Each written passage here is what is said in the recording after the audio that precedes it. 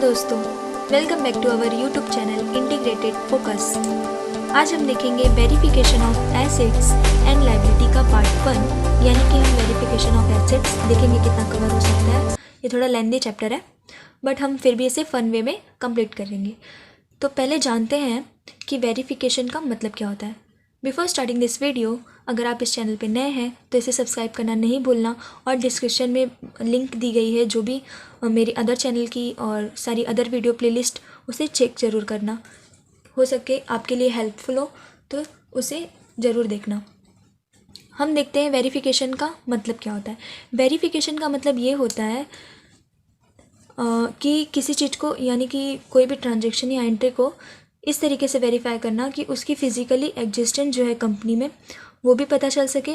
और इसमें जिस तरीके से वाउचर हम वाउचिंग में चेक करते थे, एक डॉक्यूमेंट इन्वॉइसेस जो हम चेक करते थे, मिलाते थे कि हाँ ये एंट्री सही है कि नहीं, ऑथेंटिक है कि नहीं, तो उसे चेक करने के साथ साथ हम इसमें ये भी वेरिफिकेशन का मतलब ये भी होता है कि वाउचिंग के साथ साथ हम उसकी ओनरशिप टाइटल जो भी है वो मतलब कि क्लाइंट के पोजीशन में है कि नहीं, ये सारी चीज़ों को चेक करना वेरिफिकेशन कहलाता है। तो हम डेफिनेशन देख लेते हैं कि स्पाइसर एंड पैगलर ने क्या डेफिनेशन दी थी। स्पाइसर एंड पैगलर के अनुसार the verification of assets imply an inquiry into the value, यानी कि वैल्यू की इंक्वायरी करना कि उसकी वैल्यू सही में है, मतलब कि उतनी वैल्यू सोच हो रही है वो सही है कि नहीं, उसकी ownership title existence possession client के पास है कि नहीं, and the presence of any charge on the assets, यानी कि उस एसेट्स पे कोई मॉर्गेज प्रॉपर्टी की तरह कोई चार्ज तो नहीं क्रिएट किया गया है। जिस तरीके से हमने कंपनी लॉ में पढ़ा था कि चार्ज और इंटरेस्ट में क्या डिफरेंस होता है। चार्ज जो है वो एसेट्स पे लगाया जाता है जो कि कंपनी को पे करना पड़ता है मॉर्गेज या प्लेज के केस में। तो ऐसा तो नहीं है कि कोई एसेट्स मतलब चार्ज है, यानी कि फ्री होना चाहिए वो एसेट्स। तो एसेट्स को अच्छी तरीके से वेरीफाई करते हैं। चलिए देखते हैं, स्टार्ट करते हैं पहले वैल्यूएशन से, क्योंकि वेरिफिकेशन के साथ साथ हम हर एसेट्स की वैल्यूएशन के बारे में भी बात करेंगे और वो कौन से टाइप की डेप्रिसिएशन उस पर लगती है ये भी देखेंगे। तो वैल्यूएशन का मतलब क्या होता है। वैल्यूएशन जो है ये वेरिफिकेशन का पार्ट होता है। इसमें अथॉरिटी और एग्जिस्टेंस को वेरीफाई किया जाता है कि वैल्यू जो है वो करेक्ट है कि नहीं, इसकी असर्टमेंट या मेज़रमेंट की जाती है। साथ ही साथ डेप्रिसिएशन को डिडक्ट किया जाता है to ascertain the assets value. तो अब ये वैल्यूएशन बहुत सारे बेसिस पे होते हैं, इसके मेथड बहुत सारे हैं। जैसे कि सबसे पॉपुलर जो है वो कॉस्ट प्राइस है। जैसे कि हमने पढ़ा है फाइनल अकाउंट में कि जो क्लोजिंग स्टॉक होता है वो कॉस्ट प्राइस या market price which ever is lower पे होता है। उसी तरीके से हमने देखते हैं कि फिक्स्ड एसेट्स जितने भी होते हैं उस पर डेप्रिसिएशन लगता है। डेप्रिसिएशन के भी बहुत सारे मेथड हैं जो हम नेक्स्ट चैप्टर में कवर करेंगे, बट हम अभी फ़िलहाल ये देखते हैं वैल्यूएशन किस मतलब कि कौन से बेसिस पे की जाती है। कॉस्ट प्राइस क्या होता है। कॉस्ट प्राइस वो होता है जिसमें हम एसेट्स को परचेस करते हैं, यानी कि हमने कोई चीज़ परचेस की, फिर उसको परचेस करने के बाद उसको इंस्टॉलेशन मतलब उसको इंस्टॉल करने के लिए, उसको यूज़ में लाने के लिए, कंपनी में हमने उसको यूजेबल फॉर्म में लाने के लिए जो अदर एक्सपेंसेस किए वो भी कॉस्ट प्राइस में इंक्लूड होते हैं। देन सेकंड है रिप्लेसमेंट वैल्यू। रिप्लेसमेंट वैल्यू में कमीशन, फ्रेट, ये सारी चीज़ें इंक्लूड होती हैं जो कि मतलब ट्रांसपोर्टेशन में खर्च हुई हैं। यानी कि अगर हम किसी एसेट्स को रिप्लेस करना चाहते हैं तो उसमें कमीशन और फ्रेट की चार्जेस भी इंक्लूड होते हैं। मार्केट वैल्यू वो होता है मतलब कि वो वैल्यू जिसमें मार्केट में हम उस एसेट्स को सेल कर सकते हैं। बुक वैल्यू वो होती है जो कि बुक्स ऑफ अकाउंट में शो होती है। रियलाइजेबल वैल्यू वो होती है जो कि हम एसेट्स को सेल करके लिए रियलाइज़ करते हैं और जिसमें कमीशन, ब्रोकरेज, ये सारी चीज़ें डिडक्ट होती हैं। इसीलिए ये रिप्लेसमेंट से मार्केट वैल्यू से डिफरेंट है, क्योंकि मार्केट वैल्यू में भी सेल किया जाता है। फिर है ब्रेकअप वैल्यू या स्क्रैप वैल्यू। स्क्रैप वैल्यू वो है जो जैसे कोई एसेट जो है जिसकी यूज़ नहीं है या फिर वो अब उसका कोई यूज़ नहीं होने वाला है, मतलब कि उसको भंगार की तरह ब्रेकअप वैल्यू, उसका वेयर एंड टेयर हो गया एकदम से, अब कोई यूज़ में नहीं आने वाला, तो उसको स्क्रैप माना जाता है। फिर आता है गोइंग कंसर्न वैल्यू। इसको कन्वेंशनल, हिस्टोरिकल या टोकन वैल्यू भी कहते हैं। इसमें कॉस्ट में एक रीजनेबल अमाउंट ऑफ डेप्रिसिएशन जो है हमेशा रिटर्न ऑफ किया जाता है। तो अब ये जो हमने ये डेप्रिसिएशन हम लगाते हैं, ये डेप्रिसिएशन में क्या क्या चीज़ें इन्वॉल्व होती हैं, क्या क्या चीज़ें कंसिडर की जाती हैं, ये उसकी एसेट्स की नेचर कैसी है, साइज़ कैसा, उसकी यूज़ कैसा हो रही है, ये सारी चीज़ों पे डिपेंड करता है। एक तो होता है ओरिजिनल कॉस्ट, फिर होता है वर्किंग लाइफ, जैसे डेप्रिसिएशन के फॉर्मूले में हम यूज़ करते हैं, wear and tear, breakup value, the chances of its being obsolete. Assets को हम फॉलोइंग टाइप्स में क्लासीफाई कर सकते हैं। पहला है फिक्स्ड एसेट्स। फिक्स्ड एसेट्स वो होता है जो कि कंपनी में परमानेंटली यूज़ किया जाता है, लॉन्ग टाइम के लिए यूज़ किया जाता है, जिसको हम रीसेल नहीं करते और उसे यूज़ करके हम अपना प्रोडक्शन करते हैं, जैसे कि लैंड, बिल्डिंग, मशीनरी, ये सारी जो है फिक्स्ड एसेट्स होती हैं। फिर आता है हमारा फ्लोटिंग, करंट या सर्कुलेटिंग एसेट्स। फ्लोटिंग, करंट या सर्कुलेटिंग एसेट तीनों जो है सेम ही होती हैं। इसका मतलब वो होता है कि ऐसे एसेट जो कि हमारे जिसको कैश में कन्वर्ट किया जा सकता है। तो इसमें closing stock, cash in hand, bill receivable और सेमी मैन्युफैक्चर्ड गुड्स, ये सारी चीज़ें आती हैं। वेस्टिंग एसेट्स, वेस्टिंग एसेट्स वो होती हैं जैसे कि कोई भी माइंस हो गया, मतलब फैक्ट्री में जहाँ से हम ऑयल वेल्स करते या सॉरी ऑयल निकालते हैं, तो वो माइंस जो है अब वो ख़राब हो गया है, ये एक्सट्रैक्टिंग पार्ट होता है, यानी कि इसमें डेप्रिसिएशन नहीं चार्ज किया जाता। ये एक ऐसा एसेट्स होता है जिसमें से अगर वो चीज़ें निकाल लें तो उसकी कोई वैल्यू नहीं रह जाती, जैसा कि मैंने एग्जांपल दिया ऑयल का। फिर आता है इंटेंजिबल एसेट्स। इंटेंजिबल एसेट्स तो आप सभी जानते हैं, कॉपीराइट, पेटेंट, ट्रेडमार्क, ये सारी चीज़ें क्या है, इंटेंजिबल एसेट्स।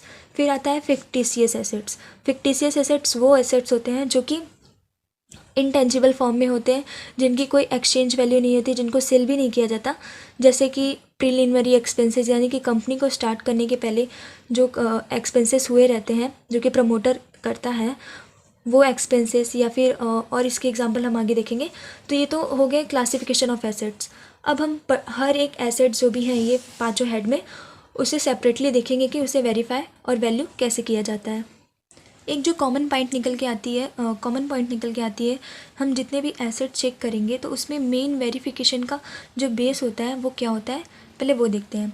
यानी कि वेरीफाई करते टाइम ऑडिटर ये देखेगा कि वो बैलेंस शीट में क्लियरली स्टेट हुआ है कि नहीं, यानी कि पर्टिकुलर जो एसेट्स हम चेक कर रहे हैं वो बैलेंस शीट में शो है कर रहा है कि नहीं, और एज वेल एज मतलब कि बिजनेस में एग्जिस्टेंस में है कि नहीं क्लाइंट के पास, और क्लाइंट के नाम पर है कि नहीं। साथ ही साथ हम ये भी देखेंगे कि अगर उस पर कोई चार्ज या मॉर्गेज तो नहीं है, यानी कि वो फ्री है ना, फ्री होल्ड प्रॉपर्टी है, that it is correctly valued and it's value is correctly disclose in the balance sheet. ये सारी चीज़ें वो चेक करता है। स्टार्ट करते हैं गुडविल से, जो कि है इंटेंजिबल एसेट्स। इंटेंजिबल एसेट्स है गुडविल। गुडविल में हम जानते हैं कि ये गुडविल जो है कंपनी की एक तरीके से कंपनी की एज, स्ट्रेंथ जो है वो डिफ़ाइन करती है कि कंपनी कितनी अच्छी है, उसका ब्रांड कैसा है। जो कि इसका गुडविल का जो वैल्यू हम निकालते हैं, कॉस्ट अकाउंट में हमने पढ़ा है कि परचेस प्राइस या नेट एसेट्स, ये दोनों का जो डिफरेंस होता है उसे ही गुडविल कहते हैं। तो ये तो हो गया गुडविल कैसे निकालते हैं।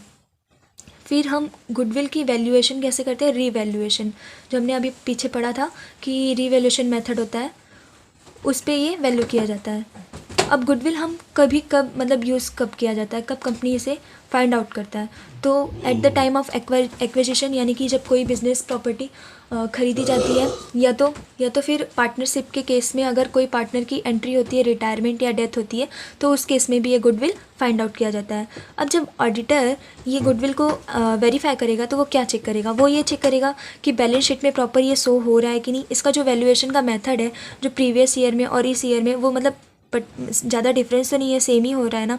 साथ ही साथ ये रीवैल्यू किया गया है कि नहीं, और अगर मतलब कि पार्टनरशिप डेट भी चेक करेगा। ये देखिए, अगर ये तो पार्टनरशिप के केस में पार्टनरशिप डेट चेक कर लेगा, but in case of company he will check that कि मतलब कि बोर्ड मीटिंग में रिजोल्यूशन पास की गई थी नहीं, मिनट बुक चेक करेगा कि हाँ गुडविल को रीइंट्रोड्यूस जब किया गया तो बोर्ड मीटिंग में क्या डिसीजन लिए गए डायरेक्टर के द्वारा, और अगर मतलब कि वो गुडविल को किसी स्पेसिफिक पर्पज़ के लिए यूज़ किया जा रहा है तो उसमें शेयर होल्डर की अप्रूवल की भी ज़रूरत पड़ती है, तो वो ये देखेगा कि हाँ शेयर होल्डर की अप्रूवल ली गई थी या नहीं। तो ये हो गया गुडविल के बारे में। अब हमारा नेक्स्ट टॉपिक जो होगा वो है फ्री होल्ड लैंड, यानी कि इस फ्री इसलिए इसे कहा गया है क्योंकि ये फ्री फ्रॉम एनी चार्ज है, यानी कि इस पर कोई चार्ज या एसेट्स नहीं लगा है, ये मतलब भाड़े पे नहीं लिया गया है, जो कि हम नेक्स्ट करेंगे लीज होल्ड प्रॉपर्टी, उससे इसीलिए डिफरेंट है क्योंकि ये लीज पे नहीं लिया गया है। तो इसको सेपरेट दिखाया जाता है, यानी कि फ्री होल्ड लैंड और लीज होल्ड प्रॉपर्टी को अलग दिखाया जाता है, सेपरेटली शोन होता है बैलेंस शीट में।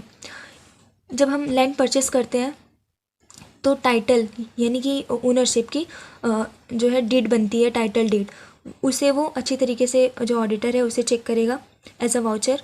टाइटल डीड के साथ साथ वो करस्पॉन्डेंस करेगा, ऑक्शनर अकाउंट दिखेगा, ब्रोकर नोट दिखेगा। अगर मतलब कोई भी चीज़ हम परचेस करते हैं, अगर बीच में एजेंट का इन्वॉल्वमेंट है तो ब्रोकर नोट का वाउचर बनता है, और अगर हम किसी ऑक्शन में इसे परचेस कर रहे हैं तो ऑक्शनर अकाउंट चेक किया जाता है। तो हम यही सारी चीज़ें एक ऑडिटर चेक करेगा। और अगर मतलब कोई लैंड को अगर सोल्ड आउट किया गया है किसी पार्ट को, तो उसका जो प्रॉफिट या लॉस हुआ है सेल करने पे वो एडजस्ट किया गया है कि नहीं, ये भी चेक किया जाता है। अब ये जो फ्री होल्ड लैंड है इसकी वैल्यूएशन किस पे की जाती है? इसकी वैल्यूएशन होती है कॉस्ट प्राइस पे, ना, कॉस्ट पे वैल्यू होती है।